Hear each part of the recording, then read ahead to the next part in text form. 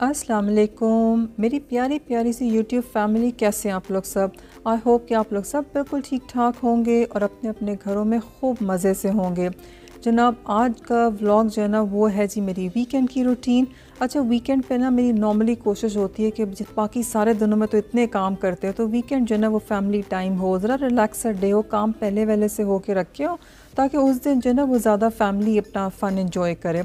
अच्छा, ये जनाब दिन का आगाज़ होता है चाय से। आपको पता है आपकी बहन चाय की इतनी शौकीन है कि जब तक कि ना वो फ्यूल है आपकी बहन का चाय, तो जब तक कि मैं चाय ना पी लूँ मेरे दिन की इब्तिदा नहीं होती। और फिर जनाब चाय के शौकीन लोगों के शिशके मिशके तो होने चाहिए ना, तो मैं अपने लिए नया कप लाई थी और साथ में इसके जनाब ये मेरी शावर क्रीम और साथ में मेरी हैंड एंड बॉडी क्रीम भी जो थी ना वो बिल्कुल मैचिंग वही वाला डिज़ाइन था।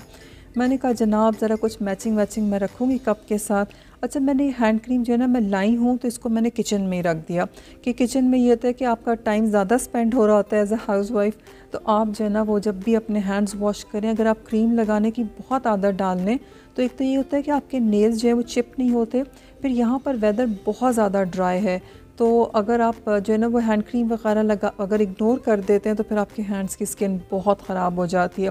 तो मैंने सोचा जी एक टिकट में दो मज़े, एक तो जनाब मैं इंजॉय करूँगी अपनी मज़ेदार सी ज़बरदस्त सी चाय नए मग में, और साथ में फिर ये कि जनाब जो है ना मैचिंग अगर हैंड क्रीम हो जाए तो फिर क्या बात है जनाब। अच्छा, चाय जो है वो मेरे अलावा घर में किसी को भी जो है वो इतना शौक़ नहीं है पीने का।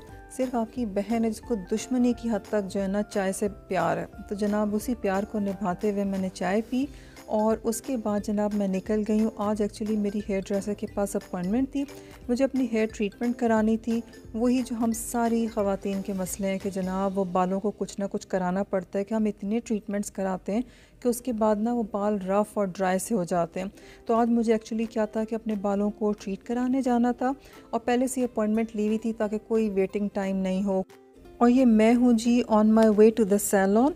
अच्छा, ये जो बीच में होता है ना कि ये ड्राइविंग का टाइम होता है, जो ट्रैवल टाइम होता है, तो इसको जो है ना मैं बहुत जो है ना इस टाइम को मैं गनीमत जानती हूँ। ये वो टाइम होता है जिसको मैं यूटिलाइज़ कर लेती हूँ कि कोई भी जो मुझे सोशल मीडिया पे कुछ देखना होता है, कभी मुझे ऐसा होता है कि मैं इस टाइम पे आपके कमेंट्स पढ़ लेती हूँ और वो जो है ना वो मुझे बहुत मोटिवेट करते हैं। आपके प्यारे प्यारे कमेंट्स पढ़ के और स्पेशली दिन के शुरू में पढ़ के तो बस मेरा दिल बाग बाग हो जाता है। अच्छा, हम सारे यूट्यूबर्स जो हैं या फिर वो सारे लोग जो कि यूट्यूब को बहुत विज़िट करते हैं वो सब जनाब वाकिफ़ हैं सितारा यासीन से। और हम सबको पता है कि जनाब आजकल तो वो यूट्यूब की सेंसेशन बनी हुई हैं। रोज़ाना ऑलमोस्ट वो ब्लॉग अपडेट कर रही होती हैं। वो कहाँ से मशहूर हुई, जहाँ से उन्होंने अपने हस्बैंड की सेकंड लव मैरिज जो है उसकी डिटेल्स शेयर करना शुरू की। फिर उन्होंने लाइव कवरेज भी की अपने हस्बैंड के सेकंड लव मैरिज की। और फिर उस सारे टाइम पर जब वो परेशान थी वो लोगों के साथ शेयर करती रही। और वो क्या था कि कंट्रोवर्शियल सा कुछ हो गया उनका सिलसिला कि कुछ लोग जो हैं वो उनको फेक कहते थे, कुछ लोग जो हैं वो उनको सही कहते थे। अच्छा, यहाँ तक कि बड़े बड़े यूट्यूबर्स जो हैं वो उनको फेक कहते रहे, उनके लिए जो है वो ख़िलाफ़ बोलते रहे और बोला कि ये सब व्यूज़ के लिए जो है वो चल रहा है, चैनल को चढ़ाने के लिए जो है वो ये सारे टैक्टिक्स हैं। तो इस सारे टाइम में एक बहुत ही बड़ी यूट्यूबर सबा इब्राहिम, जो कि बहुत बड़ी यूट्यूबर ही नहीं, वो बहुत जो है ना वो बड़े यूट्यूबर्स की और सेलिब्रिटीज़ की फैमिली से आती हैं कि शुएब इब्राहिम, उनके भाई, उनकी भाभी दीपिका, इन दोनों के अपने अपने चैनल्स हैं। वो इतनी मशहूर पर्सनालिटीज़ हैं और इस सारे के अंदर जो है ना वो सबा इब्राहिम ने अपनी ओरिजिनल आईडी से जो है ना वो सितारा यासीन के चैनल को देखा, फिर उसके ऊपर कमेंट भी किया और सितारा यासीन को हौसला दिया और उसको बोला कि तुम बहुत स्ट्रॉन्ग हो। और सितारा यासीन तो जनाब उनका मैसेज ओरिजिनल आईडी से देख के तो खुश हो गई और बोला कि आप मेरी फेवरेट यूट्यूबर हैं और मैं आपको बहुत फ़ॉलो करती हूँ।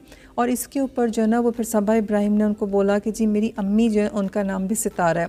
फिर सितारा यासीन ने जो है वो सबा इब्राहिम से ये बोला कि जनाब आपने जो है ना अपनी अम्मी से मेरे लिए दुआ के लिए कहना है।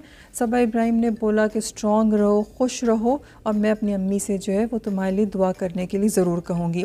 अच्छा, यहाँ बहुत ही हैरानकुन बात यह है कि बड़े बड़े यूट्यूबर्स जो हैं वो आई एम श्योर कि पहली बात तो उनको इतने छोटे यूट्यूबर्स को देखने की ज़रूरत नहीं है, और लेकिन स्टिल उसके ऊपर जो है ना वो सबा इब्राहिम ने अगर वो चैनल देखा भी था तो अपनी ओरिजिनल आईडी के साथ आई और आने के बाद फिर वो मैसेज भी किया, तो दैट वाज़ वेरी सरप्राइजिंग। तो जनाब यहाँ पर सितारा यासीन की लक जो है ना वो हम कह सकते हैं कि बहुत उरूज पे, और हम सबको पता है कि जनाब आजकल कितना अच्छा अच्छा हो रहा है उनके साथ। ये जनाब ये सारे किस्से सुनाते सुनाते जो है ना मैं पहुंच गई सैलून में। और यहाँ पर जो है ना सैलून में पहुंचने के साथ ही जो है ना वो अभी मैं आपके साथ जो है ना वो सारे स्क्रीनशॉट्स भी मैंने शेयर कर दिए हैं। सैलून में पहुंचने से पहले तो आप वो जो मैसेजेस जिनका मैंने हवाला दिया है तो वो सारे स्क्रीनशॉट्स भी जो हैं वो आपकी स्क्रीन पे आ रहे होंगे, आप पढ़ सकते हैं। अच्छा, सैलून में चूँकि मैंने पहले से अपॉइंटमेंट ली हुई थी तो वेटिंग टाइम वगैरह कुछ नहीं था। अच्छा, कोविड के बाद ना बहुत स्ट्रिक्टनेस हो गई है। अब को नॉर्मली कोशिश होती, लोगों का भी होता है कि जी हम फालतू ना निकलें। मुझे लगता है कि पूरा फुल आदतें चेंज हो गई हैं लोगों की ना फॉर द टाइम बिंग। तो मेरी अपॉइंटमेंट थी बनी हुई। अच्छा, फिर यहाँ पर क्या है कि चूँकि मैं तो रेगुलर क्लाइंट हूँ तो इतना मसला नहीं, और मैंने पहले भी ट्रीटमेंट कराई थी तो बस वो पूछ लेते हैं कि इफ़ यू आर हैप्पी या कुछ चेंज कराना है कुछ। अदरवाइज़ यहाँ पर चूँकि जो है ना वो क्लाइंट्स जो हैं वो अब चाहे डॉक्टर हो चाहे वो सैलून में काम करने वाला हो, कुछ भी अगर आपको कोई भी आप अनहैप्पी हो कोई चीज़ हो जाए तो आप सू कर सकते हो। तो इस वजह से जो है ना वो लीगली भी आपको चीज़ों को जो है बहुत कवर्ड रखना होता है। तो यहाँ प्रॉपर कंसल्टेशन होती है आपकी। अगर आपने स्किन ट्रीटमेंट्स कराने, हेयर ट्रीटमेंट्स, यानी जहाँ भी केमिकल्स इन्वॉल्व होंगे ना तो वहाँ वो फिर बहुत आपके साथ पूछ वूछ के जो भी चीज़ें हैं कंसल्टेशन करके तो फिर आपको हाथ लगाएंगे। तो जनाब यहाँ पर जो है वो मेरी ट्रीटमेंट स्टार्ट हो चुकी है। आप लोग भी बताइएगा कि आप लोग भी ऐसा करते हैं। मैं जब भी हेयर कटिंग कराने के लिए जाऊं या फिर मैं कोई ट्रीटमेंट कराने के लिए जाऊं ना तो मैं तो बैठ के दुआएं पढ़ती रहती हूँ कि या अल्लाह काम सही हो जाए। मैंने तो हमेशा देखा है कि जो कहो उसके उलट हो जाता है। जिस दिन तो आप बहुत बुरा सोच के जाते हो तो उस दिन तो अच्छा हो जाता है, और जिस दिन आपकी एक्सपेक्टेशंस बहुत हाई होती हैं, आप बड़े खुश होते हो कि एवरीथिंग विल गो परफेक्ट, उस दिन ज़रूर कुछ ऐसा होता है कि by the time you know the treatment ends तो यू आर नॉट हैप्पी। लेकिन अल्हम्दुलिल्लाह दुआएं जो थी ना वो रंग ले आई। अभी मेरा ट्रीटमेंट चल रहा था और बस दुआएं भी जारी थी और ट्रीटमेंट भी जारी था, और उसके बाद जो है ना वो फिर जो है वो माशाल्लाह से net result was really good. अच्छा, ये सेकंड टाइम जो है ना वो मैंने अपने बालों की ट्रीटमेंट कराई, क्योंकि वो जैसे हम वो क्योंकि वो स्ट्रीक्स और कलर्स और ये सब करने के बाद ना बाल बहुत ही ओवर ड्राई हो गए थे। अच्छा, इसके अंदर जो है ना वो मैंने फिर एक मास्क जो है वो मैंने ट्राई किया एंड दैट रियली वर्कड, कि जिसमें वो हेयर स्ट्रैंड जो है वो आपके वीक हो जाते हैं। और फिर ये था कि बाल ड्राई बहुत ज़्यादा हो गए थे, शाइन कम हो गई थी। तो क्या था कि ये एक प्रोफेशनल ट्रीटमेंट भी मैंने कराया अगर एक बूस्टअप के लिए। लेकिन आपको पता है ना कि जब तक कि वो हम अपने होम रेमेडीज़ नहीं करते ना तो कि बात नहीं बनती। मतलब वो तो ना वो टॉप अप करने के लिए आपको ज़रूरी कि आप कुछ ना कुछ करते रहें। मैं इंशाल्लाह अपने नेक्स्ट ब्लॉग में ना आपके साथ ज़रूर कुछ इस तरह की चीज़ें जो है ना वो शेयर करूँगी। आज जो है ना आज मैं आपको सैलून ही दिखाऊँगी। यहाँ जी मैं कुछ एड ऑन्स करना चाहूँगी, और आपको मैं यहाँ जनाब बहुत ही अंदर की बातें बताती हूँ। आपको ये भी बताती चलूँ कि जनाब आपकी बहन जो है वो प्रोफेशनली क्वालिफाइड जो है वो हेयर स्टाइलिस्ट है, तो इस वजह से जो है ना बहुत अंदर की बातें बता रही हूँ आपको। अच्छा, यहाँ पर जो है ना आप हेयर स्टाइलिस्ट बनने जाते हो तो आप सारे लॉज भी वो सब पढ़ते हो कि जो आपको जिनकी बेसिस के ऊपर जो है ना वो आपकी चेकिंग होती रहेगी, और गवर्नमेंट जो है वो स्टैंडर्ड्स मेंटेन करने के लिए रेगुलरली जो है ना वो हर एरिया की अपनी एक काउंसिल होती है, वो आके चेक करते रहते हैं आपको अपने सेफ्टी लाइसेंसेस, जो इक्विपमेंट यूज़ करते हैं आप, इलेक्ट्रॉनिक्स जितने यूज़ करते हैं आपको उनके लाइसेंसेस रखने होते हैं।